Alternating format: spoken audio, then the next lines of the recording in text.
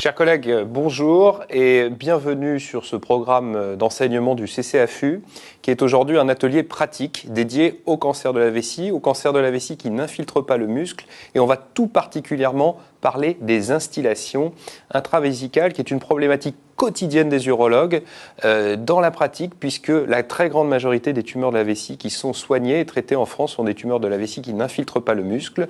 Elles sont toutes bien sûr réséquées, et en fonction des résultats anatomopathologiques, on va réaliser des instillations. Ces instillations posent un problème d'organisation, posent un problème de gestion des indications, de la pérennité des instillations par la gestion aussi des effets secondaires potentiels qui peuvent survenir. Tous ces sujets vont être abordés aujourd'hui d'un point de vue théorique et pratique en présence des interlocuteurs que j'ai rassemblés autour de moi sur le plateau.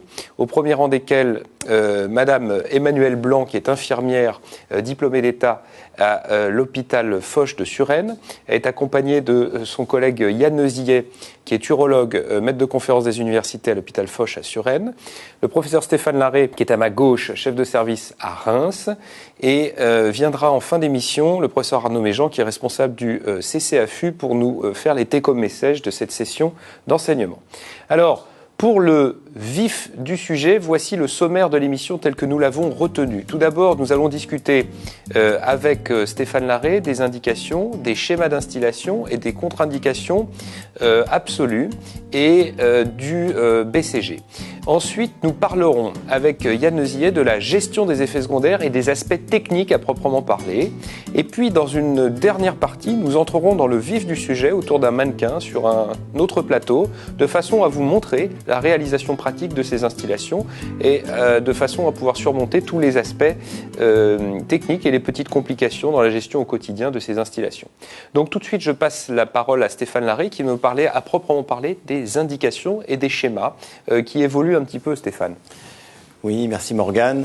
Donc nous allons aborder le début du traitement par BCG, à savoir pourquoi on le fait, comment on le fait, et comment le faire mieux sans avoir de problèmes particuliers ou aigus. Alors, pour bien comprendre le BCG, son mode d'action, il faut comprendre qu'il agit un peu comme un vaccin, même si ça n'en est pas un, qui va avoir donc un effet sur l'immunité. Il va agir de trois façons. Tout d'abord, une fois que le BCG est introduit dans la vessie, le BCG va se déposer sur l'urothélium et va envahir ces cellules-là. Il va donc créer une forme de cystite. Et cette infiltration par le BCG va entraîner le réveil des cellules de l'immunité qui font la veille immunologique, que sont les lymphocytes CD4, que sont les granulocytes et les cellules dendritiques. Ces cellules-là, à leur tour, vont recruter les cellules effectrices de la réponse immunitaire, c'est-à-dire des cellules qui vont agir sur les cellules infectées par le BCG et le BCG lui-même. Ce sont les lymphocytes CD8 et en particulier les natural killers et les macrophages. Ces cellules-là, une fois qu'elles agissent, vont entraîner une lyse cellulaire, une lyse du BCG, et donc, d'une part, une action cytotoxique au niveau de l'urothélium, et d'autre part, une réponse immunoallergique qui va expliquer l'ensemble des symptômes les plus fréquents, que sont la cystite, globalement, et parfois un syndrome grippal. Cette réponse immunitaire, elle n'est pas pérenne dans le temps, elle va augmenter lors du début du traitement, tant qu'on fait le traitement, puis va rediminuer, mais sur une période de 3 à 6 mois. Il est donc intéressant de réactiver cette immunité au bout de 3 à 6 mois pour maintenir un effet du traitement sur le long terme. Par rapport à la résection transurétrale seule, qui est le traitement de première intention dans les tumeurs de vessie non infiltrant le muscle, les instillations de BCG après cette résection permettent de réduire le risque de récidive et de progression, ce dernier étant diminué de 30%. Si on compare le BCG à l'autre traitement qui existe dans le traitement de ces formes de tumeurs vésicales, la mitomycine qui est la plus utilisée en France, eh bien le BCG va être plus efficace sur la récidive et sur la progression, à la condition très importante qu'il soit réalisé avec un entretien, c'est-à-dire que l'immunité soit restimulée de façon périodique, en général tous les 6 mois. Ce traitement d'entretien, on va le voir, s'étale de 1 à 3 ans. Pour que ce traitement soit efficace, il est donc très important que les effets secondaires du traitement n'empêchent pas la réalisation des installations de BCG. Alors globalement, l'indication du BCG, elle regroupe dans les tumeurs de vessie non infiltrant les muscles quasiment l'ensemble de ces tumeurs-là, à part les plus petites et les moins agressives. Et c'est le traitement de première intention dans les tumeurs à haut risque, celles qui sont de haut grade ou qui sont de stade T1. C'est également le cas pour les carcinomes in situ et pour des tumeurs qui ne seraient dans aucune de ces situations, mais volumineuses, multifocales, récidivantes. Dans ces cas-là, le BCG doit être administré de façon idéale pendant 3 ans. Dans les autres formes, on a le choix entre 2 molécules, la mitomycine et le BCG. Et là encore, le BCG, pour vraiment exprimer toute sa performance, doit être administré pendant 1 an. Il y a des effets secondaires possibles du BCG, certaines sont graves, mais il y a un respect des contre-indications qui permet vraiment d'en minimiser l'incidence. Il y a 2 types de contre-indications. Les contre-indications formelles, dans les cas où il faut impérativement éviter toute instillation, et les contre-indications relatives, dans lesquelles les instillations sont possibles avec quelques mesures de précaution. Les contre-indications formelles sont globalement liées à toute effraction de la muqueuse urothéliale. Lorsque le BCG va rentrer dans le sang et donc dans la circulation, les effets secondaires majeurs surviennent de façon très fréquente. Il faut donc absolument éviter d'instiller le BCG en cas d'hématurie macroscopique d'origine vésicale, en cas de muqueuse vésicale non cicatrisée après une résection de vessie, et il faut attendre au moins 2 à 3 semaines avant de faire l'instillation. Il y a enfin les infections urinaires symptomatiques, et c'est important car les asymptomatiques finalement n'ont pas de traduction clinique et n'ont pas de rupture de la muqueuse. Ce sont de simples colonisations dans lesquelles le BCG est possible. Et il y a enfin les cystites radiques qui sont des complications de la radiothérapie où on va souvent observer des hémorragies d'origine vésicale. Et là encore, il faut éviter à tout prix d'instiller le BCG. Stéphane, un point qui est important, quand on regarde les contre-indications formelles et les collègues doivent se tenir à ces contre-indications formelles, on voit en parallèle les relatifs que tu as mis et que tu as listés sur l'écran. On voit ici cystite radique et puis de l'autre côté on voit antécédent radiothérapie de l'aire vésicale.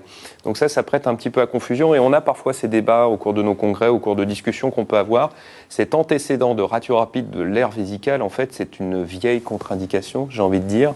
On la garde par précaution parce qu'on n'a pas de nouvelles études qui nous a montré que c'était absolument proscrit. Mais c'est un peu ce que tu as dit pour l'infection, la colonisation et l'infection symptomatique.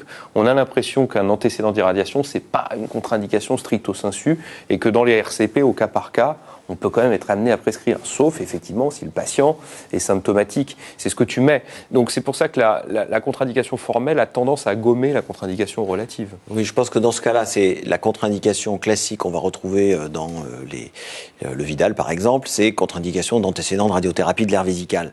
Mais il y a des BCG thérapies qui ont été réalisées chez des patients qui ont eu des irradiations, patients qui par ailleurs n'ont pas eu de complications de ces irradiations en général, pas de cystite radique, pour lesquels le BCG s'est passé tout à fait normalement. Et donc, sur la base de ces études, qui restent des petites études, on voit qu'il y a une place pour mettre du BCG, et donc il faut mettre en balance le risque potentiel de ne pas traiter versus de traiter. Et là, je crois que c'est du bon sens. S'il y a une hématurie, peut-être même microscopique importante, il vaut mieux s'en abstenir. S'il y a d'autres alternatives, et dans les autres cas, mettre en place des mesures de prévention qu'on va voir. Très bien, merci. Sur le plan des contre-indications relatives, on a également tout ce qui va toucher à l'immunité. Soit l'immunité est diminuée par le biais d'immunosuppresseurs ou de pathologies qui vont diminuer l'immunité. Et donc, on va globalement avoir un système de défense vers le BCG qui devrait être en théorie diminué avec un risque de dissémination plus importante. Ce risque est théorique et il y a de nombreux cas là aussi chez des patients transplantés ou immunosupprimés qui ont montré qu'on pouvait tout à fait faire le BCG, mais il faut toujours garder une prudence dans ces cas-là, en discuter en RCP et évaluer toujours le pour et le contre de l'utilisation de ces traitements. C'est également le cas quand il y a une immunité qui va être au contraire augmentée, par exemple en cas de tuberculose active. Là, l'immunité antituberculeuse est très importante et c'est contre-indiqué dans ces cas-là de faire du BCG. En revanche, si elle est ancienne, on peut le faire.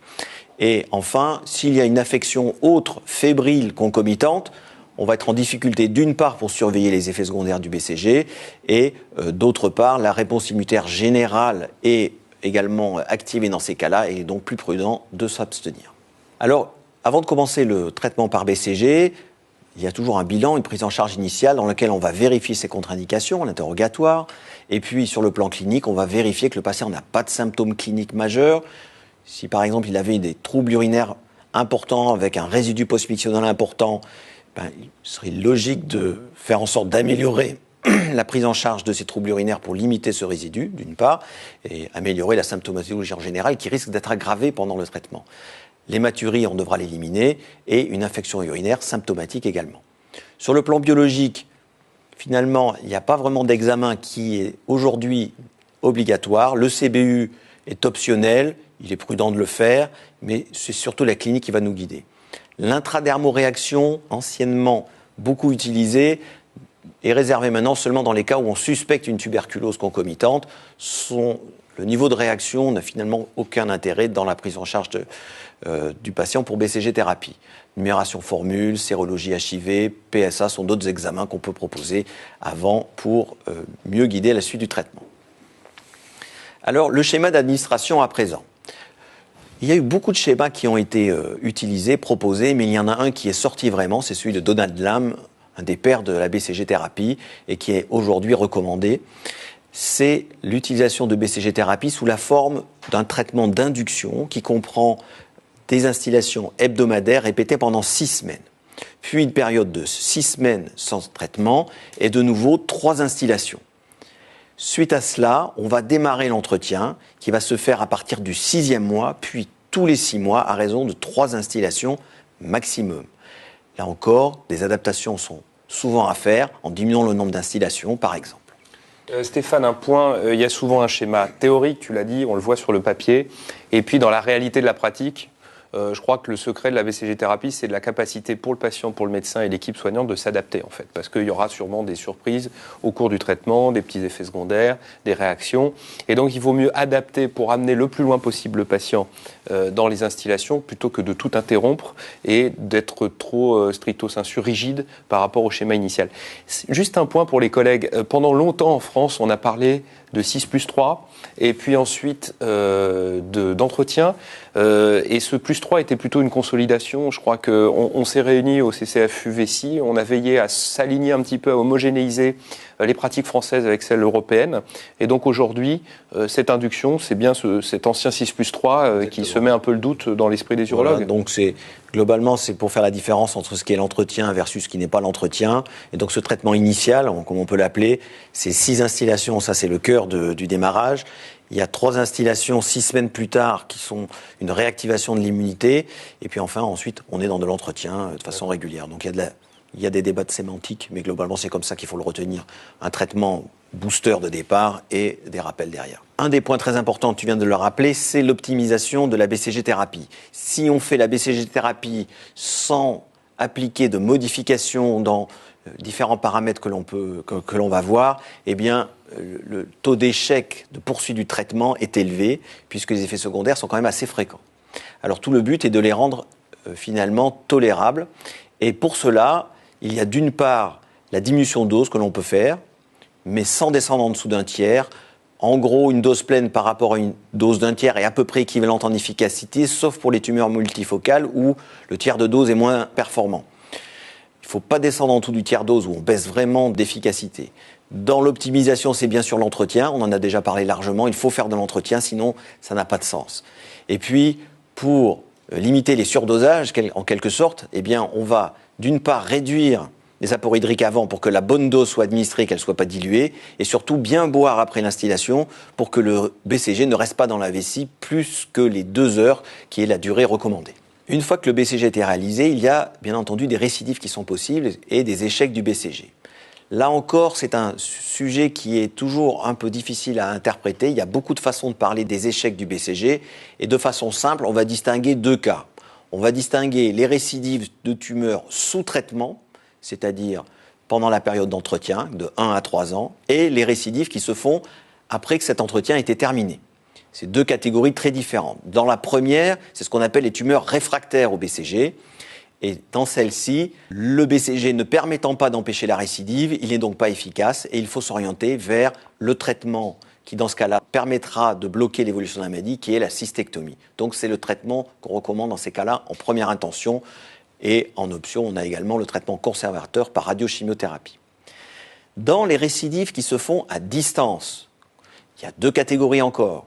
Soit c'est une récidive de haut grade, c'est-à-dire globalement du même type qu'à l'origine, et on voit qu'on est dans une pathologie vésicale qui n'est pas éradiquée par le BCG, et dans ces cas-là encore, il est recommandé en première intention d'évoluer vers une ablation de la vessie. La réintroduction du BCG est possible, mais attention, dans ces cas-là, en cas de récidive et de progression, le pronostic est très mauvais. Si la récidive, en revanche, est de bas grade, on n'a plus une progression, mais une régression de la maladie, et dans ces cas-là, la réintroduction par BCG, le traitement conservateur, est tout à fait raisonnable.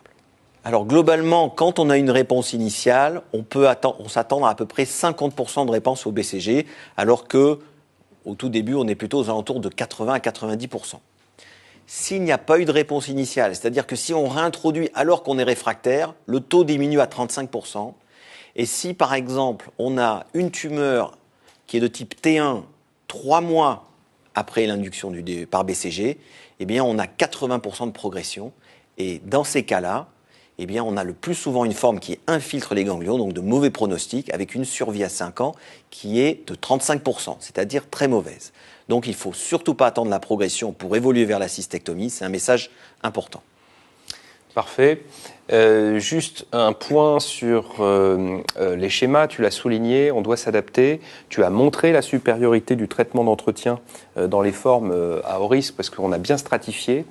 La durée de ce traitement d'entretien, en fait, théoriquement, on va jusqu'à 3 ans. Quelle est la proportion finalement des malades qui vont au bout de ce traitement d'entretien quand on est sur une durée théorique de 3 ans? C'est moins de 20%, c'est de l'ordre de 10 à 15% à peu près. Donc en fait le message fort c'est que l'entretien c'est au moins 1 an, ça c'est sûr, idéalement 3 ans sur le papier, mais c'est au moins 1 an et c'est là qu'on est dans la solidité, j'allais dire, des résultats quand on compare par rapport, tu as utilisé un comparateur qui était la chimiothérapie, et le schéma de 3 ans est un schéma très théorique en fait. Non. Bon, il y a des études maintenant randomisées qui comparent 1 an versus 3 ans, qui montrent que 3 ans fait mieux que 1 an. Donc je crois que c'est cohérent finalement de réintroduire du BCG régulièrement, qui va avoir un effet sur des éventuelles micro-récidives qui ne sont pas encore visibles. Parce que le BCG, c'est aussi un message très important à passer. Ça ne marche pas s'il y a de la tumeur en place. Oui. Donc, l'importance de la re-résection pour avoir vraiment plus de cancer visible. Alors, il reste souvent du microscopique, mais là, le BCG peut être efficace.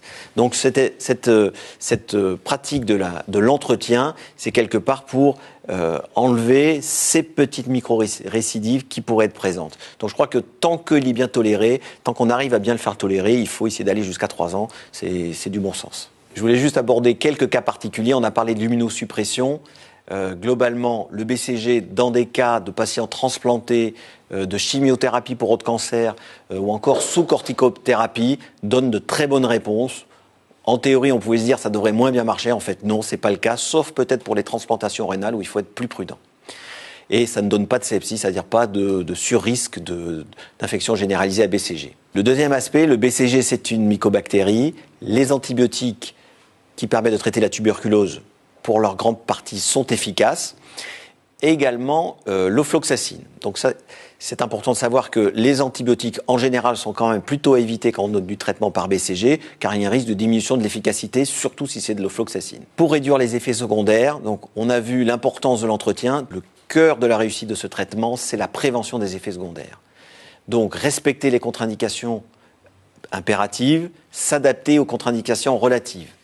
Il y a une possibilité pour réduire les symptômes dans les suites des instillations, c'est d'associer de l'ofloxacine 8 heures puis 18 heures après l'instillation.